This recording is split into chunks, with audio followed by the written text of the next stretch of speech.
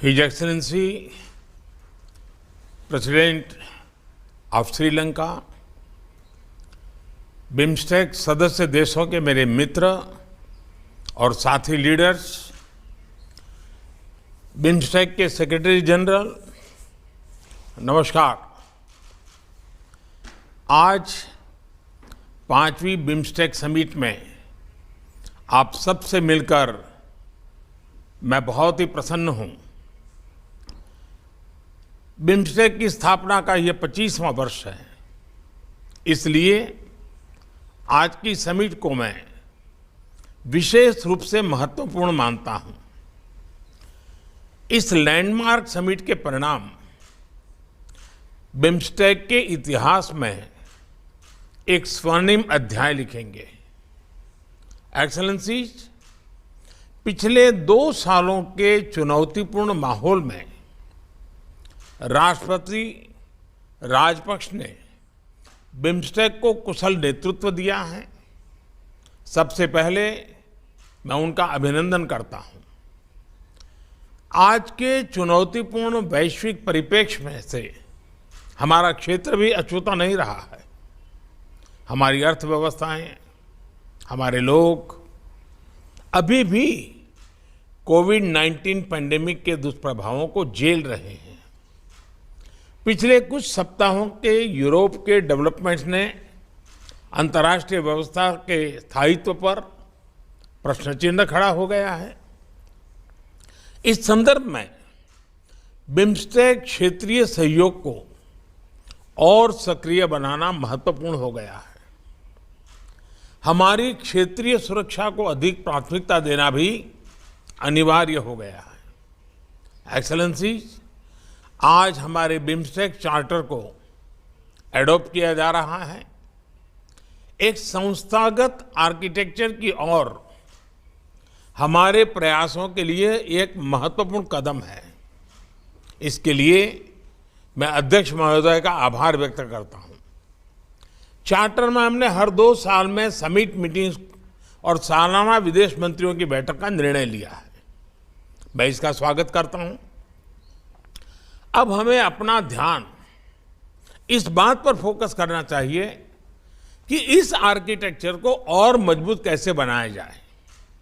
इस संदर्भ में सेक्रेटरी जनरल का सुझाव है कि एक एमिनेंट पर्सन्स ग्रुप का गठन किया जाए जो एक विजन डॉक्यूमेंट तैयार करेगा। मैं इस सुझाव से सहमत हूं। बिम्स्टेक हमारी अपेक्षाओं को पूरा करे, इसके लिए सचिवालय की क्षमता को बढ़ाना भी महत्वपूर्ण है। मेरा सुझाव है कि सेक्रेटरी जनरल पर इस लक्ष्य की प्राप्ति के लिए एक रोड मैप बनाएं। यह महत्वपूर्ण कार्य समय और अपेक्षा के अनुरूप पूरा हो। इसके लिए भारत सचिवालय के ऑपरेशनल बजट को बढ़ाने के लिए $1 मिलियन की वित्तीय सहायता देगा। एक्सेलेंसीज, हमारे आपसी व्यापार को बढ़ाने के लिए बिम्स्टेक एफटीए के प्रस्ताव पर शीघ्र प्रगति करना आवश्यक है।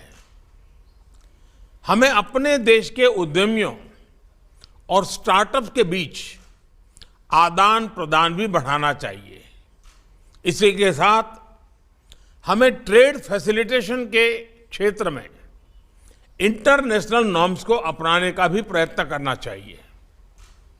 इससे इंट्रा बिम्स्टेक ट्रेड और इकोनॉमिक इंटीग्रेशन को बढ़ावा मिलेगा।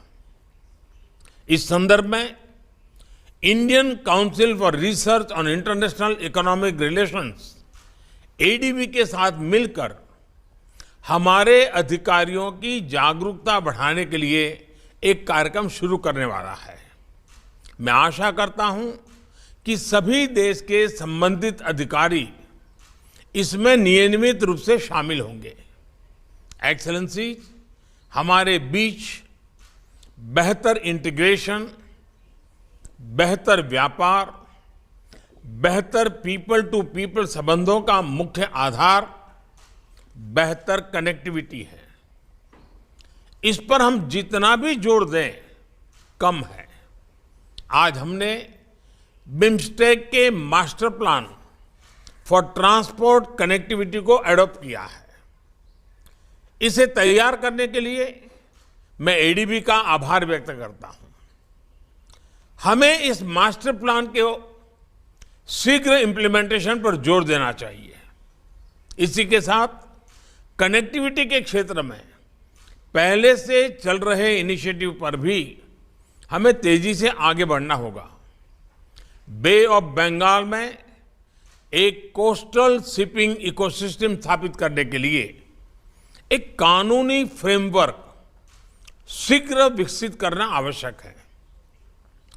इलेक्ट्रिसिटी ग्रिड इंटरकनेक्टिविटी को भी चर्चाओं से आगे ले जाकर धरातल पर उतारने का समय आ गया है। इसी तरह रोड कनेक्टिविटी बढ़ाने के लिए भी एक लीगल फ्रेमवर्क की स्थापना महत्वपूर्ण है। एक्सेलेंसीज, हमारे क्षेत्र पर हमेशा से प्राकृतिक आपदाओं का खतरा रहा है। डिजास्टर मैनेजमेंट, विशेषकर डिजास्टर रिस्क रिडक्शन पर सहयोग के लिए BIMSTEC centre for weather and climate एक महत्वपूर्ण संस्था है और इसे सक्रिय बनाने के लिए मैं आप सबका सहयोग चाहूंगा। इस सेंटर के कार्य को पुनः शुरू करने के लिए भारत $3 मिलियन का योगदान करने को तैयार है। भारत ने हाल में तीसरी बिम्स्टेक डिजास्टर मैनेजमेंट एक्सरसाइज पैनेक्स 21 आयोजित की। इस तरह की एक्सरसाइजेज नियमित रूप से होनी चाहिए ताकि हमारे अधिकारियों के बीच डिजास्टर के समय साथ काम करने की इंस्टीट्यूशनल व्यवस्था मजबूत हो। एक्सेलेंसीज, क्वालिटी एजुकेशन संबंधित सस्टेनेबल डेवलपमेंट गोल को प्राप्त करना हम सभी की राष्ट्रीय नीतियों का महत्वपूर्ण हिस्सा है। हम नालंदा अंतर्राष्ट्रीय विश्वविद्यालय द्वारा दी जाने वाली बिम्स्टेक स्कॉलरशिप योजना का विस्तार करने और उसका दायरा बढ़ाने की दिशा में काम कर रहे हैं। हम बंगाल की खाड़ी को केंद्र में रखते हुए मरीन साइंस पर ज्वाइंट रिसर्च को बढ़ावा देने का भी प्रयत्न कर रहे हैं।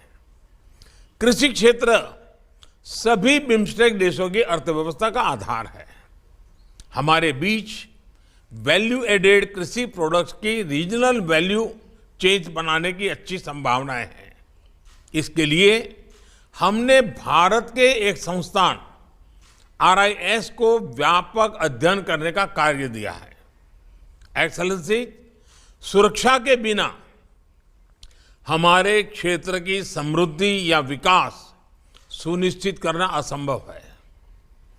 काठमांडू में हमारी चौथी समिट में हमने आतंकवाद, ट्रांसनेशनल क्राइम और नॉन ट्रेडिशनल थ्रेट्स के खिलाफ क्षेत्रीय कानूनी ढांचे को सुदृढ़ करने का निर्णय लिया था।